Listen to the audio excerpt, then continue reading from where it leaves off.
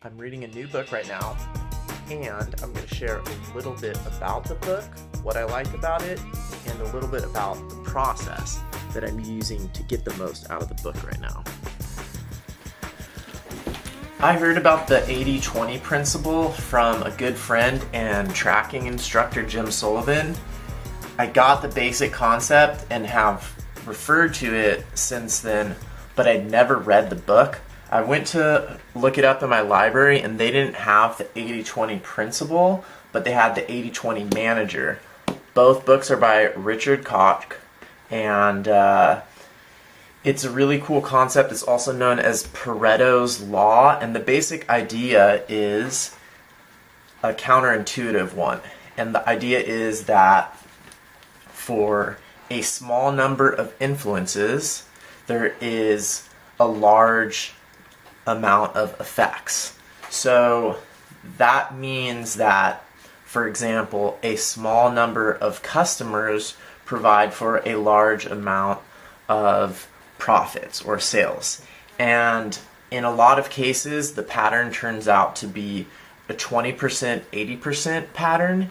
And the basic idea behind this book is that there is a way to go about doing work or go about doing whatever you do in a way that has a lot of results for a smaller amount of input.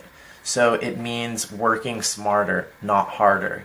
And I've always been drawn to ideas like that, and I would say that in this book, the author does a really good job of summarizing a lot of ways that you can be a manager. And this isn't just, I'm not a manager, and I'm not that interested in techniques for managing people in like a business situation, but the way that this book is written will apply to a lot of things in your life. So I highly recommend it.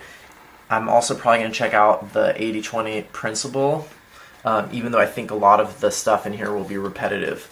And then, as you can see, I'm using a lot of sticky notes, and I'm experimenting with using different types. These ones are really nice because you can point straight to things, and they're made out of plastic, so they are clear, but then there's all these different colors that you can get. So those are nice, and they're actually made in a way that you can write on them with graphite. The part that is a little bit, I think, problematic with these is that it's easy to go overboard and end up just putting in a ton. If you saw my book review of Tools of Titans, you saw that I filled that thing up.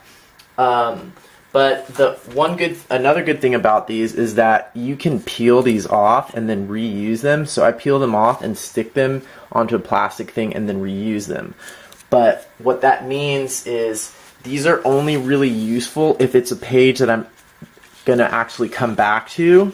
And right now my practice is renting stuff from the library and either checking it out for as long as I can get it, and I'll have to pull these out afterwards, or if I buy it, sometimes I'll leave these kind of things in as quick references. But I like the idea of checking stuff out from the library right now. And another technique that's probably better if you're going to be checking stuff out from the library is to use these really big sticky notes. So these come in a pad. I just ordered like some of these from Amazon, and you had to get I really like this size. It fits really well in a book. Even in a novel, these would fit, and provides a lot of space for writing notes. And you can keep moving them, or you can leave them stuck in the book. And I ordered these from Amazon, and I got like 12 packages or something, so I got to use these now. But the cool thing is that what I do is, as I go through the book, I keep maybe a pad that has 10 in it or something, and as I go, I take notes. I always reference the page numbers, that way it's possible to come and look it up again later. And then in the back of the book, I stick the ones that I've already filled. So you can see back here, there's a couple of these. And with that kind of sticky notes, you can go from these stickies in the back of the book and your running tab of notes that you have here while you're reading. You can take that, and after you return the book, you just take all of those out of the back, doesn't take as long compared to taking out all of these little ones. You take it out of there, and then you could have a bigger piece of paper, and this is what I like to do. I have a bigger brainstorming piece of paper, and I can stick all the notes on here, and that way I can do it a more spatial organizing way. So you see, then I can stick it here, and I can even write notes underneath each one of these that expands on one of the things that why isn't it coming into focus? One of the things that I was reading about, and this is for Tools of Titans right here, and you can see that I did a lot of brainstorming from that one, and these large format sticky notes even give a little bit of space. I probably should do it more, but for sketchnoting, and then there's space underneath where you can connect all the ideas.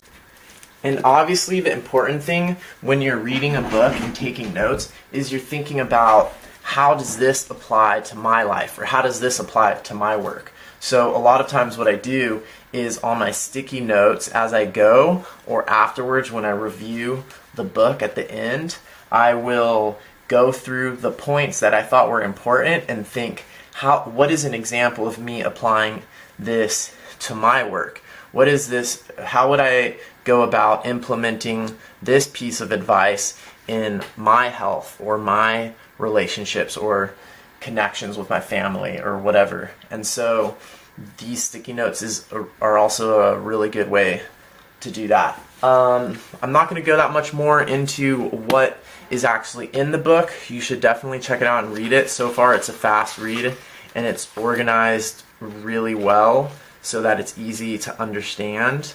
And he goes through 10 different ways to be an effective manager. And each one of these has things that you can apply to other aspects of your life. So, for example, this way 1, the investigating manager, is all about how to use curiosity and asking questions to achieve more and discover what those 20% are that you can focus on to get more results.